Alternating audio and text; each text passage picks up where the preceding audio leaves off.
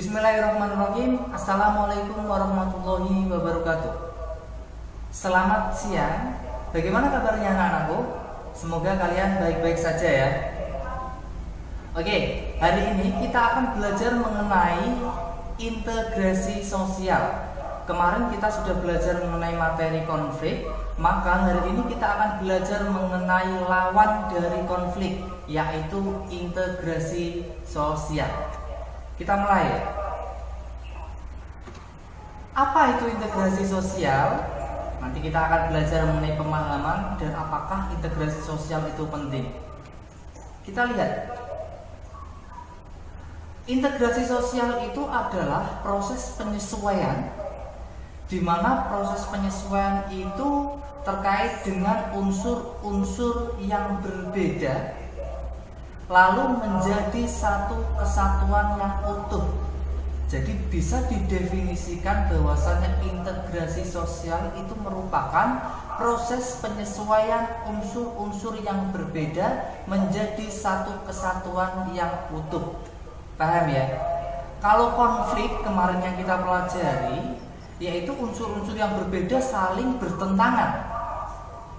Akan tetapi kalau integrasi, unsur-unsur yang berbeda ini saling menjadi satu kesatuan dan menjadi satu yang utuh. Lalu unsur-unsur yang berbeda itu apa, Pak? Kita lihat. Unsur-unsur yang berbeda itu meliputi perbedaan status sosial, perbedaan agama, perbedaan suku, dan lain sebagainya. Paham ya? Nah, itu adalah pemahaman mengenai integrasi. Lalu berikutnya, apakah integrasi itu penting? Kira-kira penting tidak integrasi itu? Jawabannya ya, sangat penting. Kenapa sangat penting? Karena integrasi itu bisa mewujudkan yang pertama, kehidupan masyarakat yang lebih tentram. Jadi dengan adanya integrasi, kehidupan masyarakat itu menjadi lebih tentram. Misalkan dalam kehidupan pertetanggaan di rumah, gitu. Kalau kita tidak ada konflik dengan tetangga, gitu, artinya kita terintegrasi dengan baik dalam sistem pertetanggaan itu. Sehingga hidup kita sebagai suatu masyarakat di desa itu sangat tentram. Yang kedua, yaitu menghadirkan rasa nyaman dalam kehidupan berbangsa dan bernegara. Menghadirkan rasa nyaman, kita lihat di negara-negara Timur Tengah sana, misalkan Syria ada konflik, lalu dulu ada Irak, Lebanon dan sebagainya, ada konflik di sana. Lalu apakah masyarakat mereka itu nyaman? Kan tidak. Kenapa tidak? Karena setiap hari ada bom meletus, setiap hari ada teror dan sebagainya. Maka kehidupan di sana pasti tidak nyaman sekali. Sehingga integrasi itu sangat penting untuk diwujudkan. Untuk apa? Untuk menghadirkan rasa nyaman itu. Paham ya? Yang ketiga, ada meningkatkan kepedulian dengan sesama. Nah, meningkatkan kepedulian dengan sesama ini dengan adanya sikap integrasi, kita menjadi peka sosial. Rasa care kita, empati kita, simpati kita terhadap sesama akan terbentuk. Nah, inilah pentingnya integrasi. Lalu berikutnya, kalau kita mengacu pada ketiga hal, di mana ketiga hal ini penting dalam ranah integrasi, maka ketiga hal ini mengacu pada keharmonisan. Sehingga integrasi itu bisa mewujudkan keharmonisan di dalam masyarakat. Nah, terkait dengan pemahaman dan pentingnya integrasi ini, apakah ada yang ditanyakan? Silakan yang mau bertanya.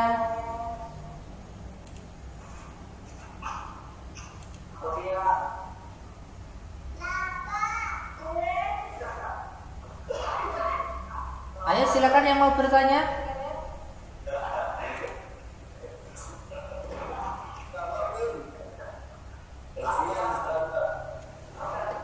Halo, ini jangan guyonan ya.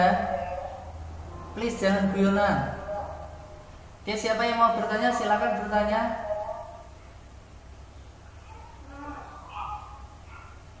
Siapa yang mau bertanya?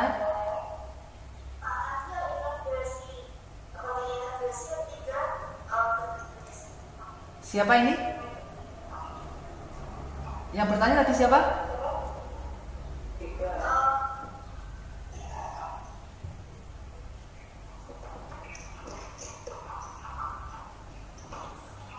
Yang bertanya tadi siapa?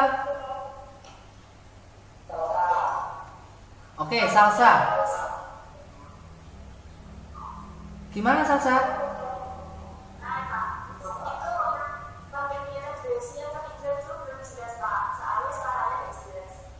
Oke, bentar, saya ulangi ya. Ya?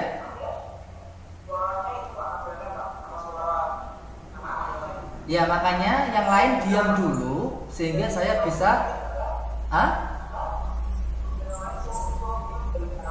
Ya, yang lain suaranya di mute semua ya. Di mute.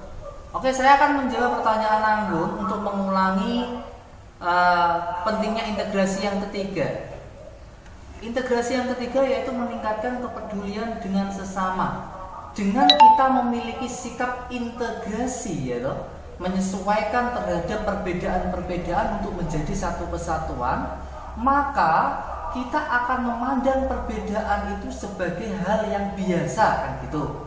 Sebagai hal yang biasa. Sehingga ketika ada tetangga kita, teman kita yang membutuhkan bantuan, kita akan memiliki sikap simpati maupun empati terhadap teman atau tetangga yang memerlukan bantuan kita. Nah, dari itulah akan meningkatkan kepedulian, yaitu kepekaan sosial kita terhadap sesama manusia. Walaupun kita itu memiliki perbedaan-perbedaan seperti misalkan beda agama, misalkan beda status sosial. Anggun Farisatul mungkin bertanya? Belum dimatikan Pak. Ya, silakan mood dimatikan semua ya.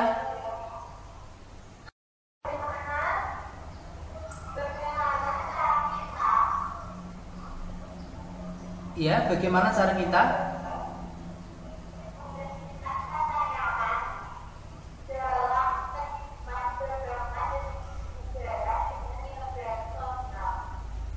Oke, bagaimana kita menghadirkan rasa nyaman dalam kehidupan berbangsa dan bernegara dalam realitas sosial ya. Misalkan seperti ini,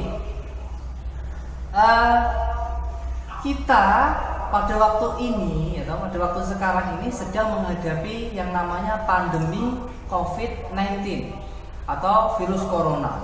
Penyebaran virus corona ini sangat masif sekali, sangat cepat sekali kan gitu. Dengan kita terintegrasi dengan baik, artinya apa terintegrasi dengan baik? Kita mengikuti protokol yang disampaikan oleh Bapak Presiden mengenai di rumah saja, belajar di rumah, bekerja di rumah, dan lain sebagainya. Kalau kita mematuhi itu, maka kita sudah menjadi bagian dari integrasi itu. Paham ya? Kalau kita sudah menjadi bagian dari integrasi itu, berarti kita turut menyumbang, menghadirkan rasa nyaman dalam kehidupan berbangsa dan bernegara. Seperti itu Anggun, bisa dipahami?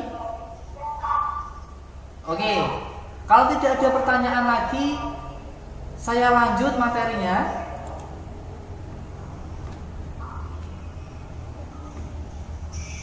Mengenai faktor-faktor yang ada dalam integrasi. Faktor-faktor yang ada dalam integrasi yaitu ada faktor yang mempengaruhi proses integrasi, ada faktor yang mempengaruhi atau mendorong cepat dan lambatnya integrasi, dan juga ada faktor pendorong integrasi itu sendiri. Kita bahas yang faktor yang mempengaruhi proses integrasi.